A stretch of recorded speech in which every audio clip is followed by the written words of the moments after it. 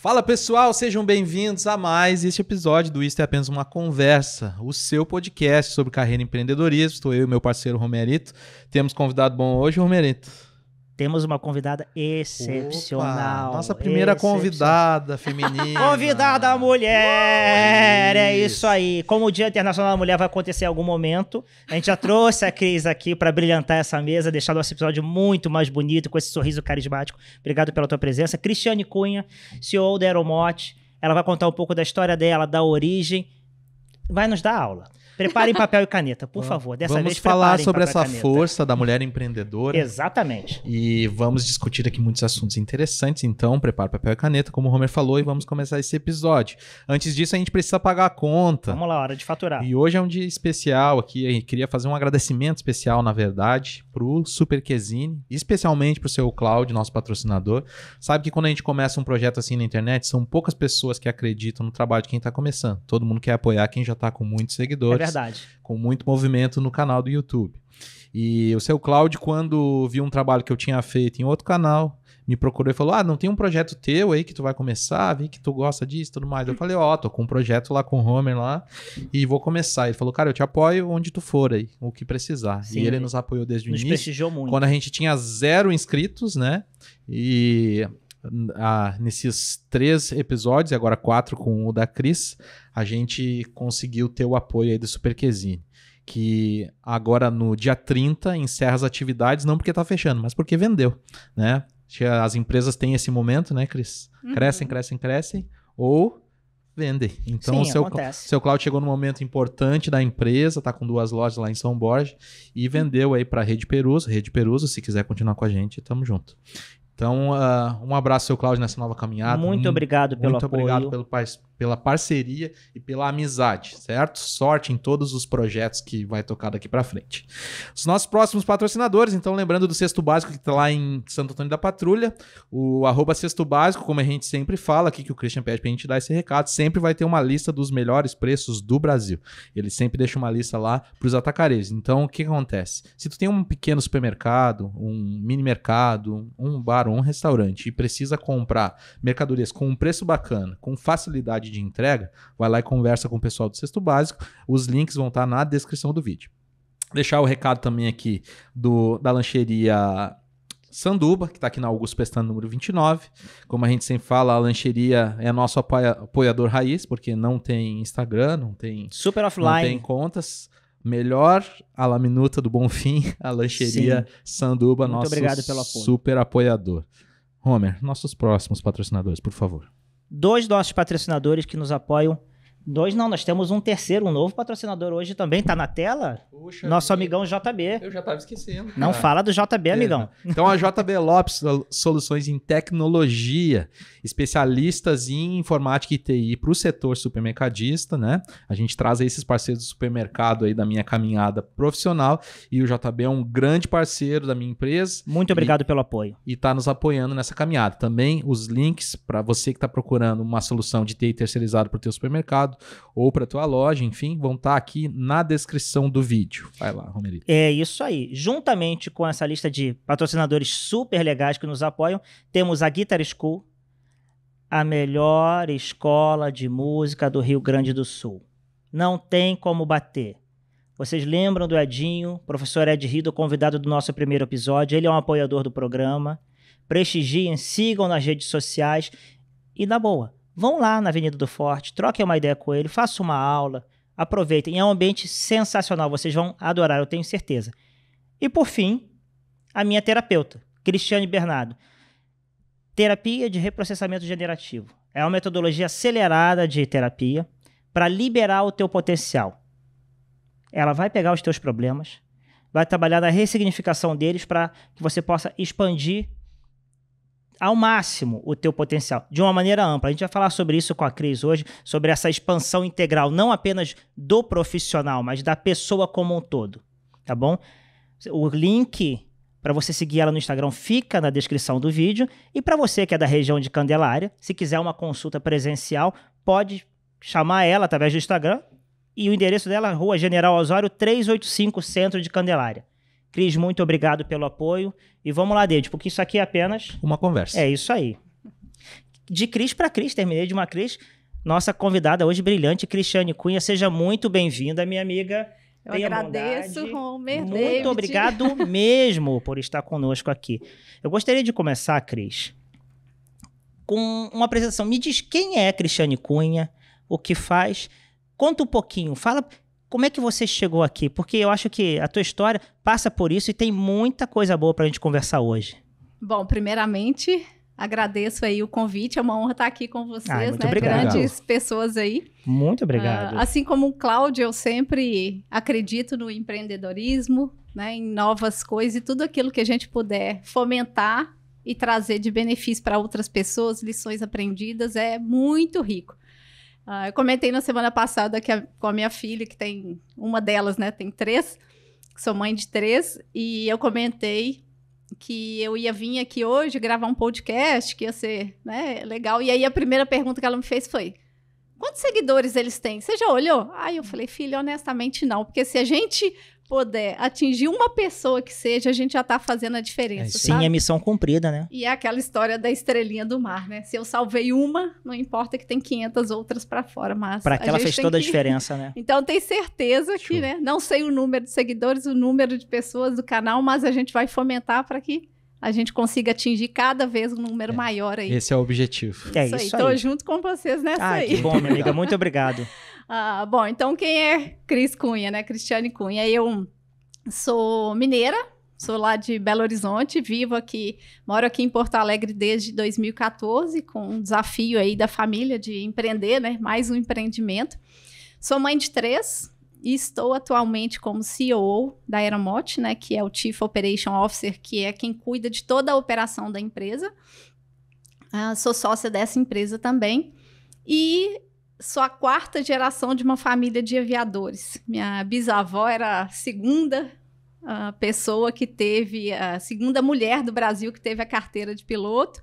Família de mulheres poderosas. Sim, tem uma história aí de vanguarda, de protagonismo feminino realmente na família.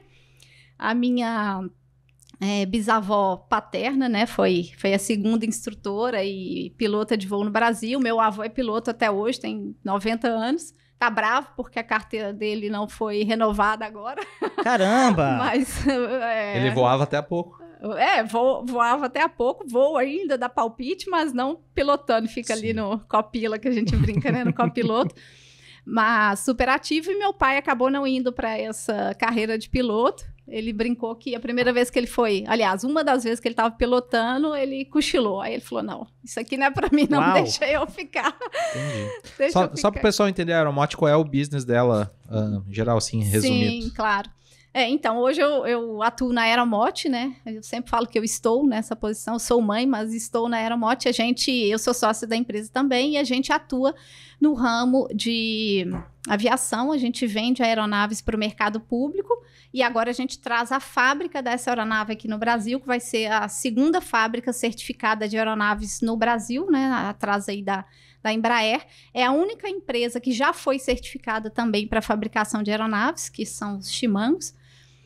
Guri, aqui no Rio Grande do Sul, é uma empresa que tem 56 anos, é bem protagonista na aviação, é uma das maiores fornecedoras de aeronaves multimissão para o mercado também de defesa e segurança pública, Sim. Forças Armadas, e a gente tem uma capilaridade de negócios aí voltados todos para a aviação. E a gente... O nome Aeromote, entre os meus antigos colegas de companhia aérea, é totalmente conhecido. Eu tenho certeza que os que assistem os episódios vão adorar a tua entrevista. Tem muita coisa legal para falar. Então vamos ouvir um pouco sobre essa história de como a Cris chegou até aqui. Por favor, continua contando pra gente. Isso é maravilhoso. Fala mais pra gente. Então, meu pai acabou abrindo uma empresa, que é uma indústria que existe ainda lá em BH. E a gente cresceu literalmente no meio dos parafusos ali. Eu brinco que meu primeiro empreendimento foi vender bolo. Quando eu tinha 9, 10 anos ali, eu percebia que chegava na hora do intervalo, que a gente morava no mesmo local da fábrica.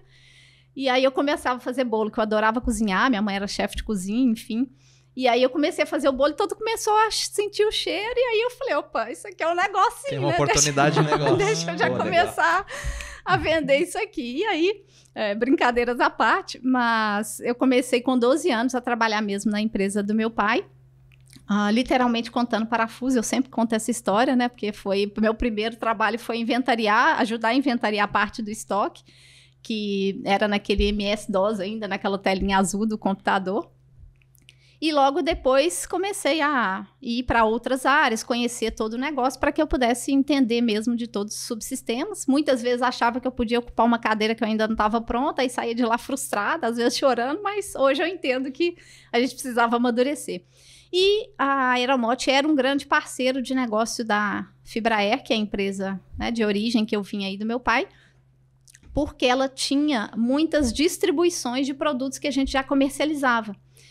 E aí, quando a Aeromote estava passando por uma situação aí de venda, porque, né, eles tiveram alguns desafios aí no meio do caminho, era um grupo econômico, né, onde tinham ali algumas empresas, uma era a Aeromote Indústria, a Aeromote Aeronaves e Motores, que é essa que nós adquirimos, e a Aeroeletrônica, que foi vendida por um grupo israelense, a Elbit.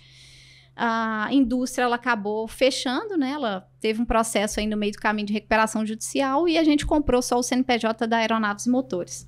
E aí, claro, né, quando a gente comprou esse CNPJ, a gente entendia ali que tinha um passivo, mas não na profundidade que de fato foi. Isso aí, tá? Quando foi? Isso foi em 2008, nós viemos em 2008, fizemos uma due diligence muito rápida, porque eles tinham um prazo muito curto para não perder a empresa mesmo, em função de compromissos financeiros que eles tinham que arcar para não perder o espaço físico, que era concessão na Infraero na época, enfim.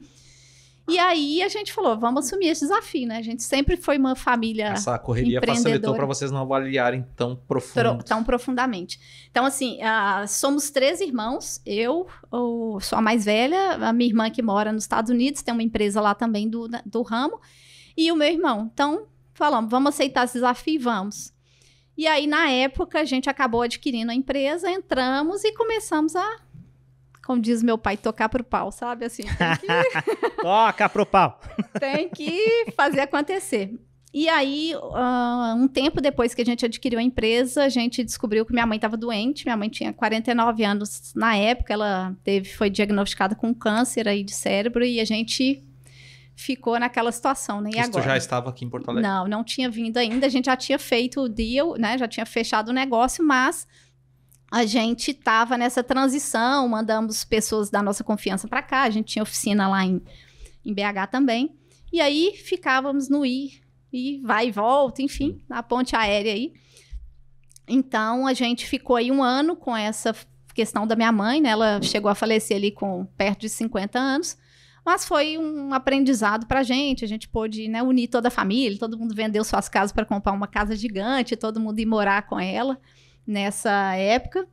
Que bacana. E foi bem um momento de os últimos momentos, união, assim. Todos próximos. Coisa boa. Coisa boa. Minha mãe era super ativa, super ligada no 220, assim, uma pessoa muito generosa, enfim. E aí a gente falou, opa, vamos, né, ter que assumir esses abacaxis aí, descascar eles, porque não tem outro jeito. A gente já tá no barco, vamos ter que lidar com a turbulência. Não era céu de brigadeiro, mas tínhamos que enfrentar esses desafios. E ficou uma década para a gente conseguir superar todos os desafios, literalmente uma década da Aeromote. Então, assim, foram muitos aprendizados. A gente brinca lá em casa, né, todo mundo, que não tem MBA que pague o que a gente aprendeu para conseguir colocar a empresa, né, decolando de novo e com um novo patamar. Na época, todos os conselheiros falavam, não mantém a empresa, muda o nome, porque vocês vão assumir um abacaxi. E a gente falou, não, nós temos que manter a tradição, porque o que a empresa tem de valor é o nome. E vocês administrando sem nenhum CEO fora? Não, a gente fez essa gestão junta. Meu pai continuou com a empresa dele. A gente já tinha feito um processo de sucessão lá em BH, então meu pai praticamente não ia na empresa mais, só ficava recebendo os dividendos. E aí, quando a gente comprou a empresa, meu irmão veio na frente, ali 2011, 12.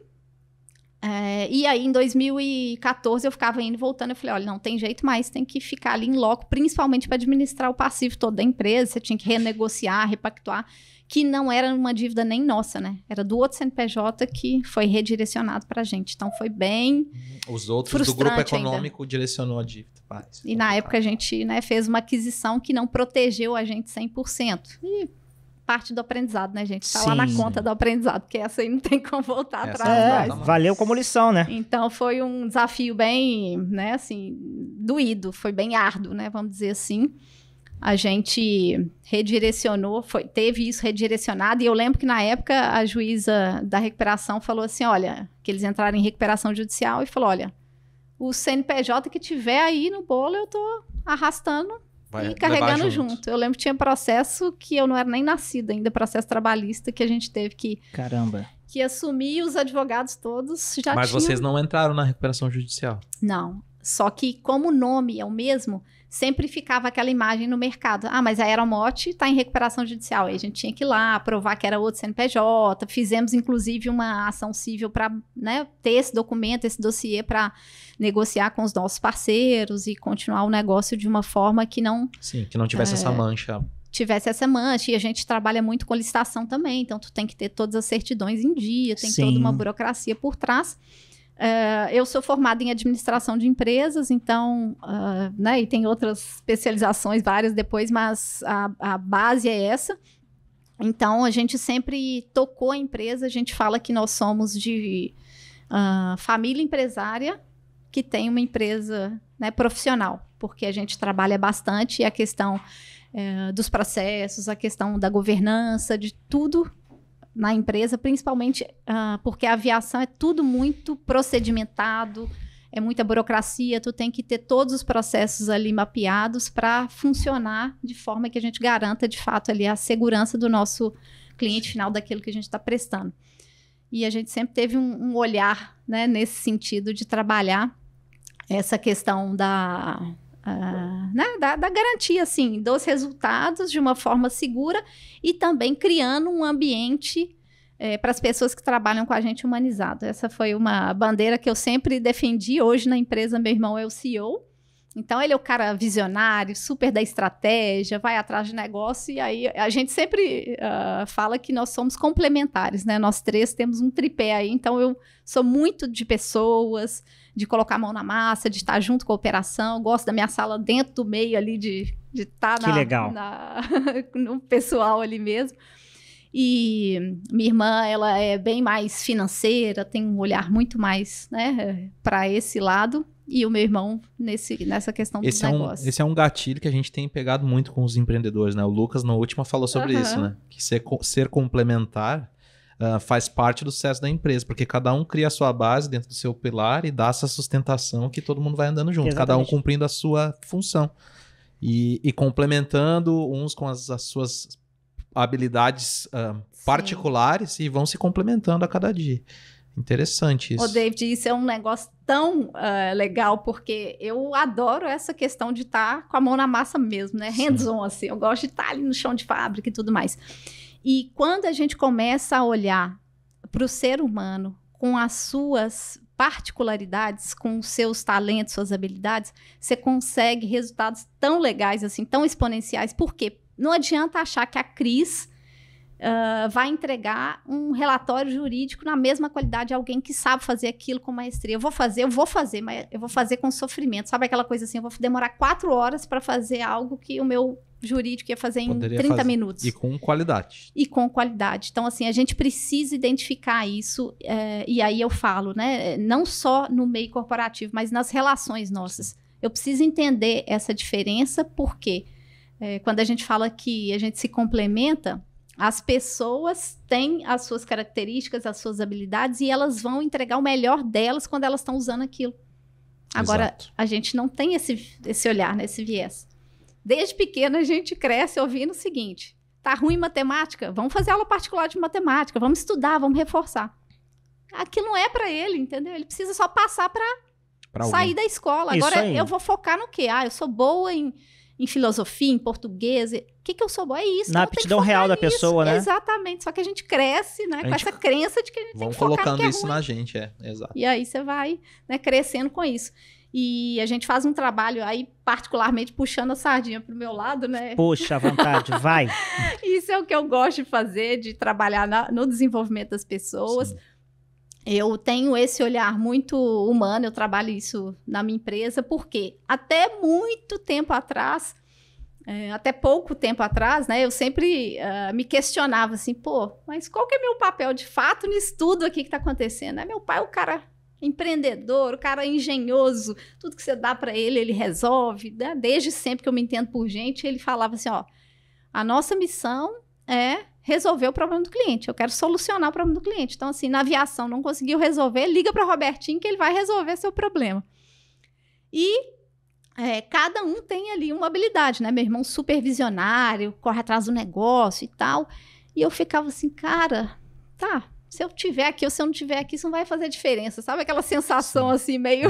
A peça fora do quebra-cabeça. Isso aí, assim, né? Eu me sentia pertencente, mas me sentia um pouco insegura, assim, no meu papel. Sim. E aí eu comecei e falei, pô, tem que ter um propósito nesse negócio aqui, tem que ter alguma coisa que eu consiga me achar dentro, né, desse contexto todo. Eu sempre fui, desde muito pequena, eu sempre quis muito a questão da autonomia, né? Eu acredito que nós não somos independentes, não existe independência no mundo. Eu preciso de alguém para beber essa água, eu preciso de alguém para comer, não tem como ser, né, independente, mas autônomo eu tenho como ser. Pô, eu posso, né, ir lá fazer através do meu esforço, ter a minha... Eu crio o meu processo. Eu crio o meu processo, exatamente. Sim. E eu sempre fui assim, tanto é que, né, eu comecei a trabalhar primeiro na empresa, não sei o que é sessão da tarde, esquece, não sei o que é isso que eu estava ali. Ralando, porque eu queria, ninguém falou, Cris, vai lá fazer isso. Para mim aquilo era importante. E quando eu fui me entendendo assim, né, e identificando esse papel, comecei a ver que de fato eu tinha um papel ali que ninguém mais conseguia fazer, né? Que eu conseguia trabalhar na questão da gestão das pessoas, eu tenho uma liderança forte, em várias coisas que eu fazia ali eu começava a me destacar. Só que até eu cair essa ficha... Dá o estalo. Tu sabe que eu tava pensando aqui, tu não acha que talvez o fato de o empreendimento da tua família não ter começado por ti? Porque para uma pessoa que cria um empreendimento do zero, que nem teu pai, por exemplo, ele pensou, ele imaginou o empreendimento, ele fez. E tu veio vindo no embalo, né, Sim. da carruagem da família. Talvez, será que não é isso? Porque eu já tive a oportunidade de conversar com outras pessoas que vieram nesse processo de sucessão, né? A família começa um empreendimento, começa e tal. Eles tiveram a mesma dificuldade, sabe? De demorar um pouco para se encontrar, mas quando se encontra, engrena, vai, entende? Sim. De entender o seu papel dentro de todo aquele contexto ali. Tu acha que pode ser isso? Ô, David, muito legal você ter falado isso, porque assim, agora você falou e me veio à memória que eu queria ser conhecida como a Cris. Eu não queria ser conhecida como a filha do Robertinho. Boa. E na aviação... como não é muito comum mulher na aviação, eu sempre tive muito relacionamento do lado masculino, assim, sempre me relacionei muito com muitos homens e muito mais velhos do que eu, né? Imagina, assim, quando eu tinha 17 anos, 17 para 18 anos, a gente distribuía um produto dos Estados Unidos, que é aquela barra É um produto que chama Satlock e ele é uma barra para poder fazer irrigação no agronegócio. Então, o avião coloca aquela barra para pulverizar e demarcar as áreas para evitar aqueles bandeirinhas, para, né, uma coisa tóxica e tal. E a gente era distribuidor no Brasil daquilo. E todo ano tinha um encontro anual dos dealers e meu pai falou, olha, não posso ir, vai você e toque isso lá. E eu tinha 17 anos, imagina, e peguei o passaporte, fui lá. Eu e minha irmã, e aí eu falei, não, vou carregar um comigo, pelo menos, pra não ir sozinha. Tá certo. E aí fui pra lá, e assim, eu tinha 18 anos na época, e o mais novo devia ter 45, assim, só homem. E só homem. E eu e minha irmã lá de tabela Homens e de uma geração diferente ainda. De uma geração diferente ainda. Então, assim, você começa a se introduzir nesse meio, e começa a criar a sua identidade. Claro que no começo ela realmente é a Cris, filha do Robertinho. E depois eu comecei a desvincular um pouco disso, criando a minha própria identidade. E assim, né? A gente mulher, principalmente, todos podemos ter, mas a gente tem aquela síndrome da impostora, né? E a gente sempre acha que a gente não é capaz de fazer aquilo, que, né, tudo que a gente está fazendo ali é uma farsa, que a gente vai ser descoberta a todo momento. Tem esse sentimento que muitas vezes assola principalmente a mulher.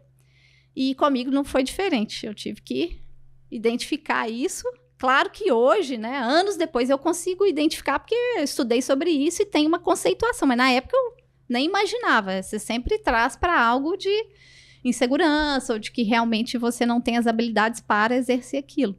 E com o passar do tempo eu consegui. Hoje eu já entro no mercado, o pessoal já fala, Cris Cunha, Cristiane Cunha. E no começo eu lembro que eles me chamavam de caçulinha da aviação, meu apelido. Hoje não mais, né? A gente tem mais de 40, mas na época eu fiquei conhecida muito por isso, porque eu estava em todas as feiras, todos os eventos. Sim. E transitando ali naquele meio. E destoava. Destoava, né? Opa. Só que eu conversava com propriedade com as pessoas, né? Eu tinha conteúdo, que eu tava lá desde 12 anos. Foi mostrando teu valor, foi construindo. Tu tá tratando isso com muito bom humor e com muita leveza, mas foi o tempo todo assim? Eu tô imaginando aqui, além do desafio de empreender, tu ainda citou a síndrome da impostora. Fala um pouco disso, assim, como é que foi realmente se descobrir e se impor não apenas como a empreendedora, mas como a mulher, sair do posto da caçulinha da aviação para Cristiane Cunha? Bom, vamos lá, né? Vai, abre o coração.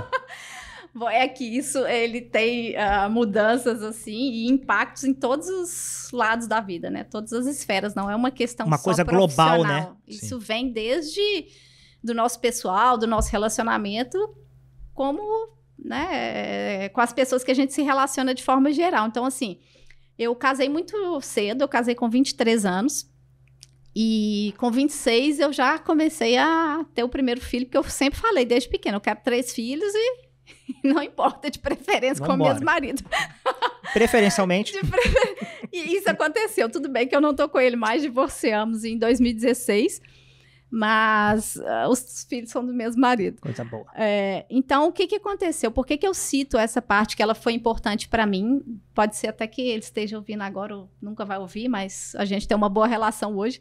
Mas eu sinto que, principalmente quando a mulher ela tem uma autonomia na vida, ela tem uma certa posição ali que ela ocupa, é mais solitário para a gente lidar com todas essas coisas, porque tu tem que lidar com o seu lado mulher, tu tem que lidar com o seu lado esposa, seu lado mãe, seu lado profissional, isso ainda tem que estar bonita para a sociedade inteira, né? Porque aí que a Cris vai aparecer aqui mais ou menos. Então é uma sobrecarga que a gente acaba carregando. Uma cobrança excessiva, né? E talvez não perceba durante muito tempo. Não, eu não percebi por muito tempo. E aí quando foi teve um ano que eu fui convidada para falar na Universidade de Minas Gerais para um grupo de engenheiros que tinha pouquíssimas mulheres e ela queria mulheres da aviação para poder falar para as engenheiras.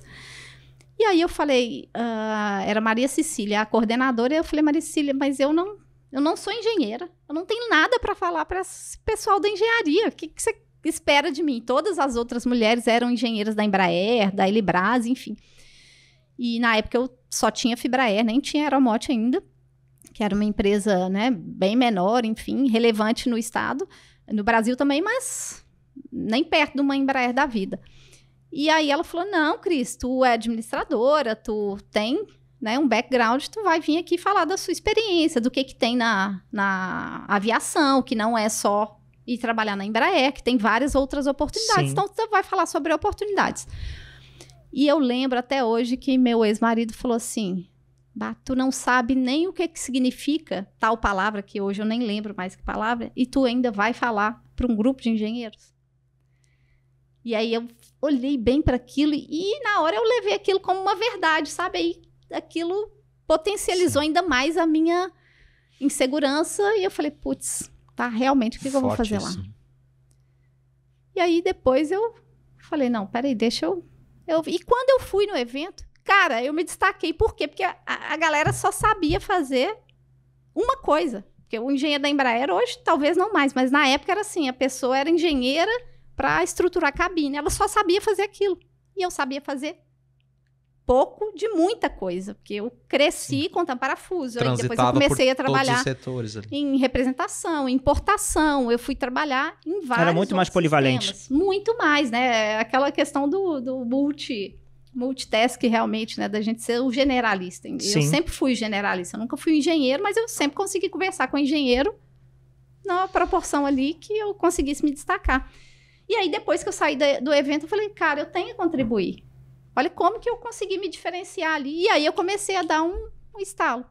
E aí, eu comecei um processo de mentoria, receber um processo de mentoria, e aí aquilo despertou uma chave que não fechou mais. Aí eu... Que coisa maravilhosa. Pra te ver como é forte isso, é um negócio pesado de ser falado, muita gente nem gosta de discutir, mas pensa comigo, tu tinha conhecimento que é incomum para muita gente. Então, o ramo da aviação é um ramo que ele é quase um alienígena para, sei lá, 90% das pessoas que a gente conhece, não é? Sim, é um ramo altamente científico, né? Para muita gente é estranho. É científico, não faz parte do dia a dia das pessoas. E tu tinha todo o conhecimento de como funciona esse mercado, né? Tava lá desde criança, participando do processo, conhecendo as pessoas, conhecendo o negócio. E ainda assim, se sentir inseguro para falar sobre o assunto, por quê? Por causa das coisas que estavam à tua volta e das coisas que tu mesmo estava acreditando. É forte isso, né? Muito forte, muito forte. Passa pelo peso que você falou que é imposto sobre a mulher, né? Uhum. E a questão das crenças que a gente vai crescendo, acreditando que elas são de fato verdades. Né? Vão jogando sobre você, não pode isso, não faça tal coisa. Eu acho que de pouco a pouco isso vai ficando uma sobrecarga imensa. Sim. Fala um pouco mais dessa superação. Eu tava aqui ouvindo você assim, de boca aberta. Querida. Então, eu comecei a fazer esse processo de mentoria e eu tive um curso. Eu sempre fui muito aprendiz. Desde sempre, eu sempre gostei muito de aprender, não importa o quê. É um curso de cristal ou é um curso de mentoria, eu tô... Dentro. Claro, tô brincando aqui, né? Sim. Mas assim, eu não tenho uma coisa assim, vou aprender sobre isso a fundo. Algumas coisas que me interessam mais, óbvio que também eu tenho que me aprofundar, porque são necessárias para eu exercer o que eu exerço. Mas eu sempre fui de fazer pequenas coisas, curso de vendas, curso de comunicação, curso, enfim, de liderança, várias coisas. Mas em 2012 para 2013, eu fui para o Chile, fazer um curso lá, no alto de uma montanha, que tu fica 10 dias sem comunicação nenhuma, não funciona a internet e você fica acampado. Que legal. Barraca, assim. Curso, roots mesmo, você tem que levar sua barraca, seu saco de dormir, ali o que você conseguir levar, porque você tem que subir a montanha, então não dá tipo um retiro espiritual, imagina. É tipo isso, mas é um curso... era um curso de Coaching Master Express, que você tem que fazer um módulo antes, mas assim, a base dele era um curso de liderança e coaching. E aí, fui fazer esse curso, fiquei lá por esses 10 dias ilhadas ali, né, imerso, mas é um curso que ele trabalha muito a questão do desenvolvimento pessoal, da questão da superação dos limites e de você quebrar paradigmas. Então, dentre vários conhecimentos e técnicas que eles te dão realmente na questão né, de como a gente se colocar as metas e cumprir, criar novos hábitos, como que a gente pode trabalhar com a questão das perguntas para despertar no outro ali algum insight, ter uma catarse, etc. Ele tem as atividades outdoor que tu trabalha, por exemplo, foco, concentração, espírito de liderança, através, por exemplo, tu caminha no fogo por 6 metros, não no fogo, mas na brasa. Na brasa. Que é pior do que o fogo, né? Se tu pensar bem. Tu tem várias atividades assim que tu vai no rio de vendado e aí alguém tem que te guiar e depois tu guia a pessoa para trabalhar a confiança e depois a autoconfiança. Então tem várias coisas assim que vão despertando em ti essa questão interna para libertar de fato as crenças que a gente cresce com ela, né? Andar no fogo queima? Não queima. Andei 12 metros no fogo e não saí queimado. Mas qual que é a técnica? O que eu posso fazer para conseguir fazer, né, isso? E aí aquilo me virou uma chave. Opa, tem alguma coisa aqui que eu preciso despertar, que eu preciso mudar. E aí depois disso eu comecei a fazer várias outras formações e a gente vai se distanciando de algumas relações naturalmente, porque a gente está num processo de crescimento e, né, algumas pessoas não estão preparadas ou não querem, não é propósito para elas e está tudo certo, né? Sim. E uma das pessoas foi o meu marido, meu ex-marido, né? Corrigindo aqui. E aí ele usou a metáfora, falou, Cris, a gente tá andando cada um de um lado da rua e a gente não consegue mais se dar as mãos. Sabe aquela coisa assim, eu quero morar numa ilha deserta e eu quero desbravar o mundo? Sim. E aí não tinha compatibilidade, então não teve nenhum evento assim traumático. Catastrófico. Não, mas foi isso. Claro, a gente tem que lidar com a questão das crianças, né? É o desafio de vida que, ok, né? Mas aí a gente vai ter que cada um elaborar o seu pai, sua mãe e trabalhar em terapia, né? Que é isso verdade, façam terapia. Né, me achará aí. Então, assim, de fato, foi um despertar para mim importante, que eu pude me perceber confiante naquilo que eu era capaz de fazer. E aí eu entendi, naquele contexto ali, qual que era o meu papel. Por quê? Porque eu tinha... E eles fazem nesse evento, tem uma prova que eles chamam de Darshan, que são vários eventos que tu vai competindo, assim, com homens, com mulheres, tudo mesmo nível. E eu fiquei em segundo lugar nessa prova. E é um negócio, assim, dificílimo, eram 70 pessoas, só que a primeira pessoa já tinha ido na montanha 2 vezes. Então eu falei, opa, tô em primeiro, porque eu não vou contar aquela. Exatamente, tá repetindo. Já conhecia a prova, tu fazia... Enfim, não dá para dar muito spoiler aqui, mas foi muito bom para trabalhar a minha autoafirmação, minha autoconfiança. E principalmente uma coisa que me virou muito a chave é a gente sair da postura de vitimismo para ser autorresponsável, né? Porque isso muda toda a perspectiva de vida que você tem para tudo que te acontece, que é aquela máxima, a gente não controla. Eu identifico, coisas, né? Eu resolvo. É isso aí. Eu não posso controlar as coisas que acontecem, sim, mas eu posso controlar a forma como eu ajo perante como encara elas, acontece, né? Então isso foi muito legal. E o que muda daí agora a partir desse start? Como é que começa esse processo de aceleração assim à tua volta, né? Sim. Desde de casa, né? A gente já passou pra gente o que aconteceu ali, a questão do divórcio, mas daí tem os filhos, a empresa, daí a Aeromot tá acontecendo tudo aquilo que tu falou tempo, né? pra gente lá. Eu brinco, meu irmão fica bravo comigo. Tá assim, né? É um furacão, né? Meu irmão fica bravo, mas eu falo assim, a gente viveu muito tempo trocando roda de avião voando, sabe? Ele fala, Cris, você não pode falar isso. Eu falei, posso falar porque existe, já vi isso. Mas tudo acontecendo simultaneamente e as questões da Aeromot, assim, pipocando mesmo. Pra vocês terem ideia, era assim, centenas de processos trabalhistas. E a advogada falou, a juíza falou, esquece isso, não tem o que fazer, vou quebrar a empresa. E o nosso advogado falou, gente, a conta não fecha, não tem como fazer isso. Eu falei, eu não aceito. Virei pro meu irmão e falei, tô mudando para Porto Alegre porque eu vou lidar diretamente com isso. Eu não aceito que não tem solução. Nós queremos pagar as pessoas de um recurso que nós não temos, mas, né, que as pessoas também têm um direito, mas a gente tem que fechar a conta, não dá para... Todo mundo vai perder um pouquinho, né? Sim. Em todas as relações eu falo assim, que a gente tem que ter ganha-ganha.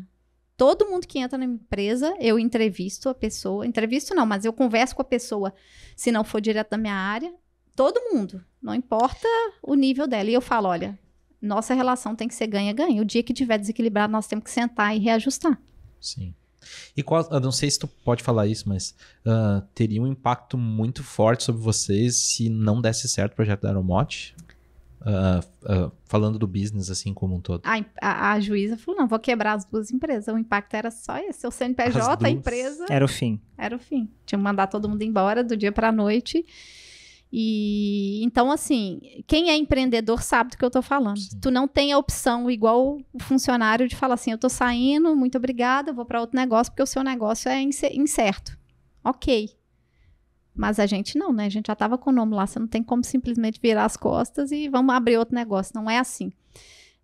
Então, assim, a gente teve realmente grandes desafios nesse caminho em relação a essa parte da Aeromot, mas que também fizeram com que a gente amadurecesse, criasse musculatura, tivesse uma relação de confiança muito estreita com as pessoas que trabalham com a gente, porque em todos os momentos eu sempre busquei ser muito transparente. Gente, a situação é essa, até onde você, né, podia falar ali que era possível de ser falado para não gerar também uma insegurança extrema das pessoas, porque a gente consegue lidar com muitas questões ao mesmo tempo e algumas questões que a gente sabe que vão, né, se resolver, mas quem está na base ali, eles não têm essa maturidade. Eu brinco que uns são os pilotos, o piloto e os outros querem ser o passageiro e tá tudo certo. A gente tem demanda para os dois.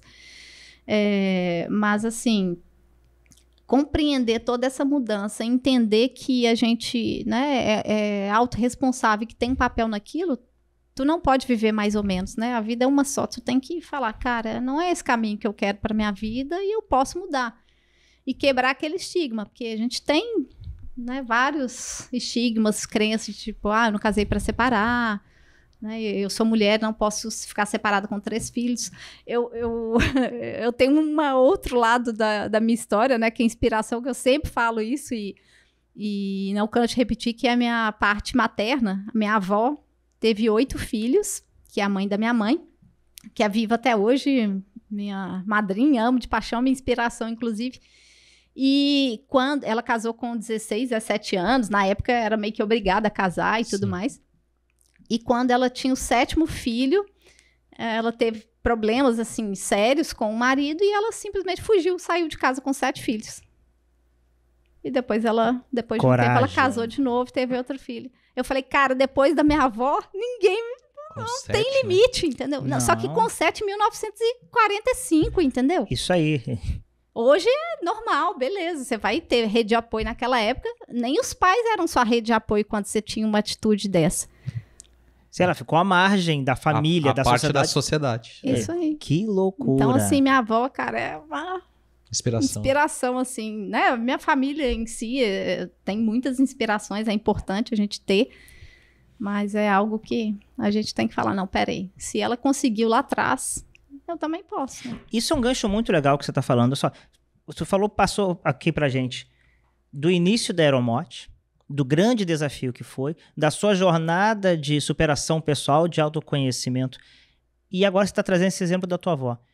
Me conta um pouco, eu estou tentando assim criar uma cronologia na minha cabeça. Como é que a Cris empreendedora passou pelo processo de mentoria e agora, dando o exemplo da avó, como é que a Cris percebeu assim, posso ajudar outras pessoas? Conta como é que foi essa virada de chave e como que vem depois esse lado, Cris, mentora também. Como é que é essa legal. atuação? Então, desde pequena, eu falava que eu ia ser psicóloga.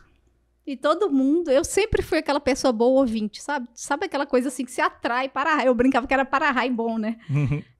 Que as pessoas sempre me confidenciavam muitas coisas desde pequena. E no final acabei, né, não fazendo psicologia, fiz administração e fiz pós depois em psicologia positiva, que é uma outra vertente aí da psicologia e finanças, controladoria, enfim, outras coisas.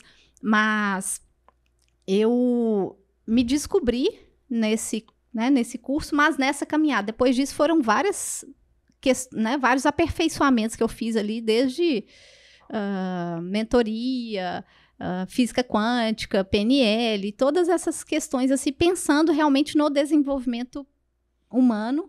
Por quê? Porque eu acredito que o indivíduo é único e é aquele que não se reparte. Então, se a Cris está bem no profissional, no pessoal, ela vai estar bem em outras áreas da vida dela e ela vai transparecer isso e aumentar a sua luz, né? Vai aumentar aquilo que ela pode contribuir. Somos integrais, não somos... Somos seres integrais, indivisíveis. E por isso, eu falei, opa, isso aqui fez muita diferença para mim. Se as pessoas já chegam conversando para mim, eu tenho que ajudar com aquilo que funcionou para mim e que fez diferença. E nesse processo, quando a gente está naquela fase de adaptação escolar, eu tenho uma amiga que eu conheci na adaptação escolar dos filhos. A gente ficava a semana inteira lá em adaptação, esperando os filhos na sala, no corredor. E a gente começou a conversar, ela é advogada de família, tinha, né, vários desafios aí na advocacia, também um pouco frustrada com algumas questões, e a gente começou a conversar e começamos a fazer um monte de cursos juntas. E a gente falou, pô, vamos abrir, né, um Instituto BER para trabalhar a mentoria com outras pessoas e trazer isso que pra gente funcionou e que realmente você vê os resultados acontecendo, né? E aí você tira aquela questão do Zeca Pagodinho, deixa a vida me levar, né? Ou Alice do País das Maravilhas, qualquer caminho serve se você não sabe pra onde ir, pra ser protagonista da sua vida, né? Sim, então, Augusto Cury, tudo assume isso, as rédeas. Augusto Cury, a gente fez Tony Robbins, a gente fez T. Harvard, que é aquele trabalho 4 horas. Então, a gente foi fazendo o que tem aí no mercado, a gente foi fazendo, mas primeiramente pensando... Para se desenvolver. No nosso desenvolvimento, na minha equipe e tudo, mas você vê que é muito mais do que isso, né? Aquela coisa que eu falo, quando a gente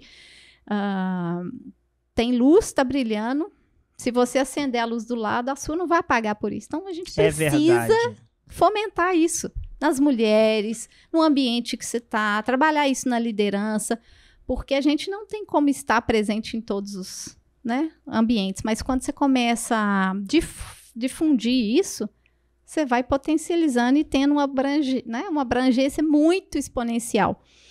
E eu sempre comento assim que não é a gente pensar em ser Madre Teresa de Calcutá, é a gente trabalhar onde a gente está inserido, cara. É dentro da minha casa, é dentro da minha família. É multiplicar aquilo que aconteceu contigo com aqueles que estão perto. Tem uma... pegando aqui até uma referência bíblica, fala sobre assim, se tu é sal, tu salga. Né? Se tu é luz, tu ilumina. Uhum. Então, tipo assim, hoje tem muita gente, né, que quer salgar sem ser sal, né? Mas também tem muita gente que recebeu muito, cresceu, se desenvolveu e não tem a generosidade de compartilhar isso. Então, é muito interessante que quem compartilha esse conhecimento que nem tu tá fazendo, parece que maximiza isso. Tu não percebe que quando tu compartilha uma coisa que aconteceu contigo, parece que isso fica mais forte ainda em ti? Sim. Não sei se tu percebe isso. Não, eu acho maravilhoso. É aquela coisa, não adianta a gente fazer um monte de curso e guardar pra gente, né? Nós temos que aplicar na vida. Então, em toda oportunidade que eu tenho, e aí não importa se eu tô num processo de mentoria ou se eu tô num bate-papo aqui, a gente tem que falar sobre aquilo. É claro que tu não vai virar, né, um obcecado por aquilo, e eu só falo disso quando eu sou convidada a falar disso, né? Não falo isso em outros ambientes e tudo. Tu tem um estilo de vida natural. Lá em casa eles já sabem, né? Já brinca assim, lá vem minha mãe Buda lá e tal, porque eu acordo rindo, tô passando roupa, tá rindo, meu marido fica enlouquecido. Não existe ninguém na vida que acorda e vai passar roupa e tá sorrindo. Cara, o sol tá aí, nós estamos acordados, tem uma oportunidade de fazer diferente, vamos pôr em branco, e eu sou essa pessoa. Coisa boa, né? E meu terapeuta fala assim, compartilhando, ele fala assim, Cristo tem uma vida pesada, mas vive ela de forma leve. E é isso, porque se a gente for sentar aqui para, né, contar os desafios, contar os problemas que a gente tem no dia a dia, cara, você vai chorar. Mas... né? O que eu posso fazer com isso? Vai poder me ajudar em alguma coisa? Talvez sim, eu quero desabafar uma hora e tá tudo certo, mas no dia a dia é arregaçar a manga e vamos bola pra frente, porque é isso que a gente tem que fazer. Uma postura otimista, uma postura grata e pragmática, vamos trabalhar, né? Isso. Minha família é muito pragmática, paterna, inclusive, sabe? Meu pai, meu avô, e isso é uma questão que eu tenho uma alma feminina, mas eu sou pragmática, então às vezes, né, tô conversando assim com meu marido, ele começa a falar, aí eu falo assim, beleza, amor, o que nós vamos fazer com isso? Enlouqueceu, matou o diálogo pra ele. E eu já tô aprendendo, agora eu parei de fazer isso, mas na minha cabeça era só assim, cara, o que você quer fazer com essa informação que você tá me dando? É o tipo de coisa que eu tenho que aprender também, que eu fico bem assim. Às vezes estão me contando aquela história super elaborada, eu só quero saber como é que faz pra ir daqui e aqui. Exatamente. Me ajuda, tá? E de maneira prática. Resumo. Uhum. Não, dá vontade de falar, tá, já entendi. Vamos lá. Mas não pode, né? Porque a gente fecha o canal de comunicação, tem que entender o outro. Isso é conhecer o outro, isso é entender as diferenças. É claro que eu não sou perfeita e todos os dias a gente tem... Eu falo que a gente é ser em construção, né? Em eterna construção. Mas cada vez que você trabalha o autoconhecimento, que você trabalha a autoconfiança, que você trabalha, de fato, aquilo que eu tenho de melhor, né? Que isso vem muito da psicologia positiva, através do Seligman, do flow, do Mihaly, que ele fala sobre, né, a questão do flow, da gente fazer aquilo que a gente gosta. Tu vai... criando ainda mais autoconfiança para fazer o que você faz, porque você sabe seu limite. Eu sei que eu não sou boa aqui, cara, não adianta me pôr aqui que eu vou fazer em sofrimento. Se precisar de novo, nós vamos fazer, mas isso não é para mim. Não é legal, eu preciso me encaixar onde eu vou poder potencializar o resultado, né? E essa, eu acho que é a maior dificuldade, assim, das relações e principalmente das empresas, porque as empresas não focam nisso. O que elas fazem? Cara, isso aqui tá ruim, isso aqui não tá, você não tá me entregando esse resultado. Não, cara, isso aqui você me entregou, tá legal. Vamos melhorar isso aqui, ou então, quem sabe a gente não delega, a gente não trabalha de uma outra forma. Mas é isso, eu preciso focar no potencial das pessoas. Das pessoas. Senão começa a botar uma balança, né? A pessoa entrega um resultado e depois assim, não, mas podia ser um pouquinho melhor. Podia ser um pouquinho melhor. E aí eu vou gerando essa insegurança nas pessoas, né? Uhum. Vou desenvolvendo isso no meu time e exatamente. Vou quebrando os processos. Às vezes, no time, assim, quando tu tá trabalhando com muitas pessoas, vai ter pessoas que vão entregar um negócio que tu sabe que poderia ser melhor. Mas tu sabe que é o melhor que aquela pessoa podia entregar. Sim. Tu pensa, cara, cumpriu o objetivo, não cumpriu? E assim tu vai desenvolvendo e entendendo quais são os resultados dela. Acho bacana isso. Mas pra gente se situar no nosso cronograma, que o Homer ele começa melhor, eu sei que eu tô pulando o cronograma. Cara, Eu queria olhar para aquela câmera e pedir o seguinte: pessoal, temos uma meta de inscritos para cumprir nesse canal e eu preciso muito que vocês nos ajudem. E a ajuda especial que a gente sempre pede é para... Não precisa fazer nada demais. Primeiro, se inscreve. Segundo, comenta sobre o vídeo. E terceiro, pega esse vídeo e manda para qualquer pessoa da tua rede de contatos que tu acha que vai fazer sentido tudo isso que a gente está falando. Olha que negócio legal. Olha a história da Cris que a gente está trazendo aqui. Olha quantos gatilhos, quantas coisas que tu pode aplicar para tua vida. Então, compartilha com alguém que tu conhece lá e, Homer, nos situa no nosso cronograma. olha, eu tava olhando pro nosso cronograma.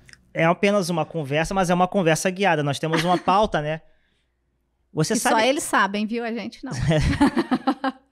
Eu fiquei aqui ouvindo, e eu não me dei conta de que a gente está caminhando já para a etapa final da conversa, da gravação. Passa muito rápido. Passa voando. Então, Cris, tu falou sobre os desafios de ser mulher, de empreender, de ser mãe, dessa integralidade, de superar limitações, crenças que são impostas durante a vida. Me ajuda aí, já que a gente está caminhando para o final da conversa. Vamos tentar empacotar isso de uma maneira prática. Eu quero a Cris mentora agora. Ajuda a nossa audiência. Como é que a gente pode fazer para inspirar mulheres a empreender, a ter mais confiança, a serem pessoas integralmente melhores? Essa é tarefa árdua para ser uma mensagem final, mas vamos buscar Fica otimizar. à vontade.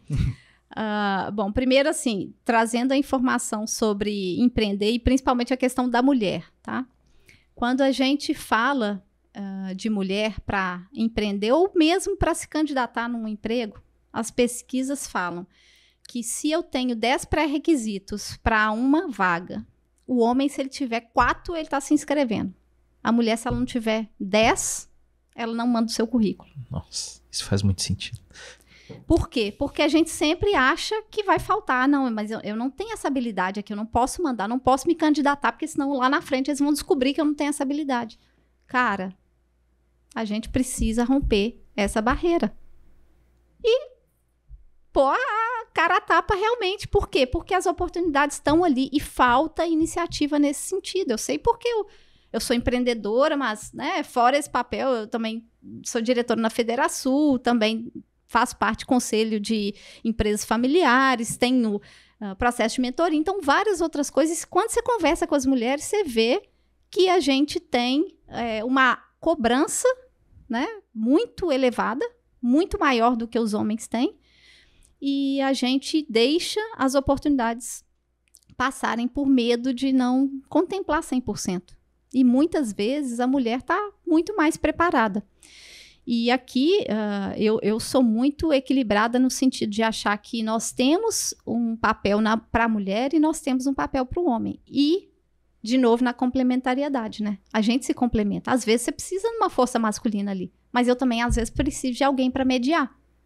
Eu preciso de alguém que tenha um olhar mais sensível, que tenha, né, uma intuição, ser sentido numa mesa. Muito legal isso que você está falando. Você está tirando o que muitas vezes é pregado por aí de posições antagônicas entre o masculino e o feminino. Você está trazendo para a gente uma abordagem muito bacana de posições complementares do masculino com o feminino, da beleza, do potencial de ambos. Isso é muito bacana. Eu gosto muito disso, Homer, porque hoje a gente está vivendo uma sociedade que é tudo muito excessivo. Porque a mulher não ocupa o mercado de trabalho, a mulher não tem o mesmo cargo ou remuneração que o homem. Eu entendo isso, tá? E eu não fecho os olhos para isso. Contudo, a gente precisa dar um passo atrás e entender que a mulher está no mercado de trabalho há muito menos tempo que o homem. Não adianta a gente querer equiparar, entendeu? Isso é utopia. A gente vai chegar lá. A gente já está chegando, né? A gente já vai nas empresas, você já vê várias mulheres em cargos C-level, em cargos de diretoria, mas isso é uma evolução. Logo ali atrás, a gente alguns volta anos a menos de 100 anos. Sim, historicamente são piscar de olhos. Isso aí, gente, o que é 100 anos? É uma geração.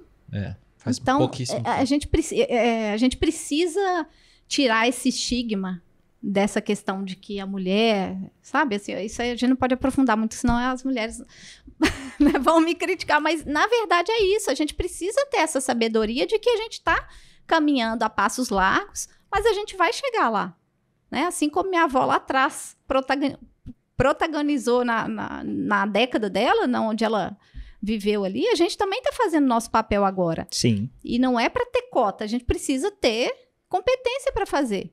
E para isso eu preciso romper a barreira, né, ali de não entregar meu currículo quando eu preciso entregar e tá numa mesa com propriedade. Então, peraí, eu preciso estudar isso, eu preciso entender mais disso, eu preciso entender. Eu não posso sentar, enquanto mulher, eu não posso sentar numa mesa para poder falar só de roupa, para poder falar de restaurante, de vinho. Isso é legal, mas eu também preciso sentar numa mesa e falar de resultado, falar de um balanço e falar de coisas que o homem também está falando ali enquanto negócios, né? Que nós estamos falando, óbvio, de empreendedorismo. Então, a gente conseguir, né, ter esse olhar um pouco menos romantizado e entender que isso vai acontecer naturalmente, isso é importante a gente olhar. Acho que fala sobre dividir os assuntos, né? Uma coisa é uma questão da sociedade, né? Que, como tu disse, tu entende, existe uma situação de uma sociedade que tem, sim, um estigma machista, etc. Claro. Existe, mas a outra coisa é a pessoa, mulher, se entender como mulher, entender que ela precisa buscar a competência dentro das atividades que ela está fazendo. São coisas diferentes. Isso, a gente não pode dividir, né? Exatamente, acreditar e trabalhar para isso, né? E a gente não precisa morrer de estudar para poder mandar o currículo, né? Quando eu falo mandar o currículo, é empreender, é qualquer coisa, mas é dar um passo à frente. E eu não empreendi na minha família, assim como, né, vocês falaram, porque eu fui no processo de sucessão quase que naturalmente. Só que assim, hoje eu empreendo todos os dias. Sim. Dentro da minha carreira, dentro do que eu faço, né? Criei o Instituto Bera, hoje eu não estou à frente, mas atuo lá como mentora, atuo lá como eventos que a gente participa, porque a gente tem as escolhas também no meio do caminho. Tu vai tendo que fazer, né, abrir mão ali de algumas coisas que são importantes naquele momento. Eu gosto muito de falar sobre a questão do equilíbrio, que é uma coisa que todo mundo busca. Eu busco ter equilíbrio. A gente busca ter certo equilíbrio, e ele é ilusório, porque eu não consigo dar foco em todas as áreas ao mesmo tempo da minha vida. Agora, eu preciso me dedicar à minha empresa. Por quê? Porque eu estou num processo de expansão, eu estou saindo, né, de um número X para ter 5 vezes mais funcionários que a gente tem. Então, eu estou num processo que demanda um olhar diferenciado. Ah, tá, eu também não posso deixar de ter um olhar para os meus filhos, porque eu estou com 3 filhos adolescentes, que me demandam muito mais do que a empresa, parênteses aqui, tá? A empresa fichinha perde isso tudo, mas eu também preciso dar um foco. Então, assim, a gente entender que hora eu vou ter um foco maior em alguma área, em detrimento de outra, porque se faz necessário aquilo e aquilo é importante. Não deixando de olhar para todas, mas dando um hiperfoco. E empreender é algo desafiante, solitário. Por que eu falo isso? Porque quando tu me pede uma mensagem final, o que para mim faz maior sentido é que se eu tenho os meus valores alinhados com aquilo que eu estou fazendo, eu vou fazer aquilo apesar de todas as barreiras que acontecer na minha vida. Se eu tenho, por exemplo, estava fazendo um processo de mentoria, e eu acho legal de trazer esse exemplo específico, a pessoa tinha um valor que era segurança. Isso era um valor top 3 para ela. Como que essa pessoa vai empreender? Andar na corda bamba. Não tem jeito, entendeu? A pessoa vai viver em sofrimento. Ela pode trabalhar aquilo para desenvolver? Claro que ela pode trabalhar. Mas naquele momento, ela vai entrar num conflito interno e vai ficar numa situação de sofrimento. E aí, um outro ponto é pensar na questão do propósito, né? Porque quando eu tenho meus valores alinhados, eu consigo fazer o que eu estou fazendo de forma mais leve, né? Mesmo que a vida seja dura, eu vou levar ela de forma mais leve. Agora, ressignificar aquilo que eu estou fazendo, se não é o que eu amo, número 1, eu preciso para poder caminhar um pedaço que eu preciso, pelo menos, para atingir o que eu quero. Outro exemplo, tem uma pessoa que o sonho dela é fazer trabalho social. Ela fica super mega realizada. Aliás, quem não fica realizado com trabalho social, né? Então, para ela fazer o trabalho social, ela precisa ter a base da pirâmide dela lá, que é a pirâmide de Maslow, né? Que a primeira lá são as necessidades básicas, são as necessidades fisiológicas. Eu preciso ter uma casa, eu preciso ter um mínimo. Então, ela precisa de um trabalho que mesmo que não seja o trabalho do sonho dela, para ela conseguir fazer o que ela ama, que é trabalho voluntário, que é ação social. Mas aí, como que ela vai ressignificar esse trabalho? Cara, isso aqui me dá o sustento básico, mínimo, que eu preciso para poder fazer as outras coisas. E aí eu começo a mudar meu mindset, a forma que eu tô vendo isso para conseguir, né, ressignificar, fazer uma outra coisa. Peraí, deixa eu fazer isso até eu não ter um outro trabalho melhor e ir traçando esses objetivos. Porque quando eu coloco isso no papel, realmente, a gente vai, né, fazendo pequenas tarefas diárias para poder chegar lá no final. É tipo ler um livro. Se eu tenho um livro de 200 páginas, eu vou ler 10 por dia, eu vou demorar 20 dias. Aí eu me coloco aquela meta. Mas eu sei que se 2 dias eu não li, eu já tenho que ler o Tem que triplo compensar elas. compensado. Então, na vida, a gente só faz o que a gente faz por hábito. Ponto. E a gente precisa construir isso no dia a dia para conseguir, inclusive, mensurar se, ok, eu estou diferente, estou melhorando em relação ao ano passado, consegui atingir minha meta, não consegui, estou regular minha atividade física, estou bem com minha saúde, com a minha espiritualidade, com, né, as minhas relações. E aí você vai fazendo um trabalho, mas levando para a consciência.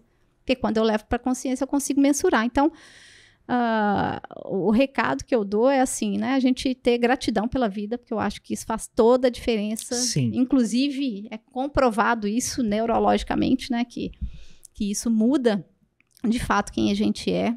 Trabalhar a autorresponsabilidade, porque através dela a gente consegue, né, de fato, trazer para si aquilo que eu quero e ser protagonista da própria vida.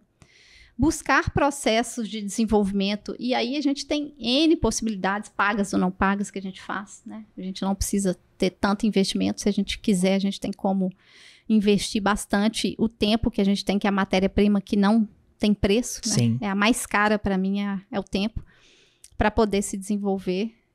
Buscar se relacionar com pessoas que também estão num processo de crescimento, porque senão a gente sempre fica, né, sendo puxado para baixo. E a questão do propósito, para mim, que é o que eu, na minha base, assim, que eu amo. Para terminar aqui minha fala, eu vou contar uma historinha bem curta. Conta. Tá me olhando não, aqui não, no tempo. eu tô olhando pensando assim, será que a gente não pode fazer um episódio de 3 horas hoje? Não, é que tudo a gente trata muito superficial, né? Então tem que ser rápido, mas acho que o importante é a gente saber, né, as pinceladas aí, onde que eu vou aprofundar que faz sentido para mim. O que é mosaico tá lá, talvez eu nunca vou usar, mas às vezes, opa, isso aqui tá no mosaico, deixa eu pegar aqui que faz sentido. A gente teve, né, durante esse processo todo, meu, assim, de descoberta, de trabalho de desenvolvimento, o próprio desafio da maternidade, da aeromorte, de tudo. Eu li uma história do Viktor Frankl, que ele é um psiquiatra que viveu em vários campos de concentração nazista, e ele foi, naquele tempo, estudando. Ele tem um livro, tem mais de 19 livros. Se eu não estou enganada, ele tem 19 livros, mas ele tem um livro que é Em Busca de Sentido, que é meu livro de cabeceira, já li umas 3 vezes, super indico. Que ele conta, que ele estuda, ele conta as vivências que ele teve no campo de concentração, mas ele estuda por que algumas pessoas sobreviviam e outras pessoas não sobreviviam a condições extremas, né, como a que eles viveram lá. Então, o livro é sobre isso, é uma baita história assim, de vida para a gente, né, trazer para a nossa realidade, entender como que a gente pode ressignificar as coisas que a gente vive. Para mim, foi um livro muito importante que eu coloquei de cabeceira. Mas em um dos outros livros que ele tem uma história que me tocou muito e que sempre que eu tenho oportunidade eu falo sobre ela, que é o seguinte. No dia que eles decretaram o fechamento dos campos de concentração nazista, que, né, decretaram que acabou aquele episódio terrível ali, os prisioneiros foram libertados ali pelo pessoal da SS e tudo, e uma mãe com um filho de colo foi libertada junto com o pai dela. E o pai dela já, imagina, né, em condições subhumanas ali, muito fraco, saiu junto com ela e com o filho, e eles começaram a sair rumo à próxima cidade que eles encontrassem, porque ninguém sabia o que estava acontecendo lá fora, não tinha nenhuma informação, e eles viram um grupo de soldados que também foram libertados caminhando. E essa moça pediu para que pudessem acompanhá-los nessa estrada, né, para evitar maiores perigos, não sabia o que ia enfrentar. E eles olharam para ela e falaram, olha, você pode nos acompanhar, mas nós não vamos ajudá-los. Vocês podem só, né, seguir junto conosco. E as horas foram passando, eles foram caminhando. Chegou uma parte do caminho, o pai dela chamou e falou: minha filha, eu não sou capaz mais de continuar. Eu estou muito cansado, eu estou velho, já cumpri o meu papel nesse mundo e você tem toda uma vida pela frente, tem o seu filho pequeno, vai, segue viagem e me deixa sem nenhuma culpa porque eu não tenho forças mais para continuar. E a filha olhou para ele com um olhar afetuoso, como toda filha olharia para o seu pai, principalmente, né, depois do que eles viveram, com o filho dela no colo, entregou o filho para o pai dela, olhou no olho dele e falou: agora é a sua vez de carregar. E ela virou para frente, não olhou mais para trás e continuou caminhando por longas horas. E quando ela olha para trás, o pai dela vem, a muito custo, carregando o filho dela, o neto dele, no colo. E quando eu li essa história, ela me tocou muito. É a primeira vez que eu consigo contar ela sem chorar. Por quê? Porque quando a gente tem um propósito, algo pelo que lutar, a gente vai achar força lá do fundo. A gente vai encontrar alguma coisa para nos prender, para superar aquilo. Porque tudo vai passar, né? O bom passa, o ruim passa. Só que eu preciso estar muito alinhado com o meu propósito. Porque assim eu vou conseguir, né, viver todos os dias, independente das tempestades e dos desafios que nos, né, aparecer. Uau! Cheguei a ficar sem ar depois dessa história, hein, cara? Cara, obrigado, Cris. Obrigado de verdade. Olha, foi demais. Eu falei, mas é de verdade. Pena que o episódio não pode ter mais 3 horas. Como a gente poderia conversar e aprender tanto aqui contigo? Obrigado mesmo pela aula que tu nos deu aqui. Não, muito eu obrigado. Eu que agradeço, foi ótimo. Eu falo que hoje não dá pra gente fazer coisas muito extensas, né? Porque as pessoas querem os aprendizados curtinhos. É verdade, uma pena, né? Então, mas faz Acontece. parte, né? A gente espero ter contribuído aí com vocês. Desejo muito sucesso para vocês. Nossa. Eu, né, assisti episódios anteriores e é muito legal a gente se inspirar na história das outras pessoas. A gente aprende um monte. Eu sempre gostei de conhecer das histórias, né? Eu tenho um livro que chama Grandes Mestres da Humanidade e aí tu vai identificando ali as histórias de cada e como a gente aprende com o caminhar do outro. Então, para mim é uma honra estar aqui, né? Uma inspiração aí ter vocês tocando esse projeto. Desejo que vocês tenham muito sucesso nisso e que possam acender muitas velas aí pelo caminho. Muito obrigado. A nossa primeira convidada mulher deu um show, né? Deu um show. Deu show. Não podia ser diferente. Gente, diante disso tudo, fica o pedido.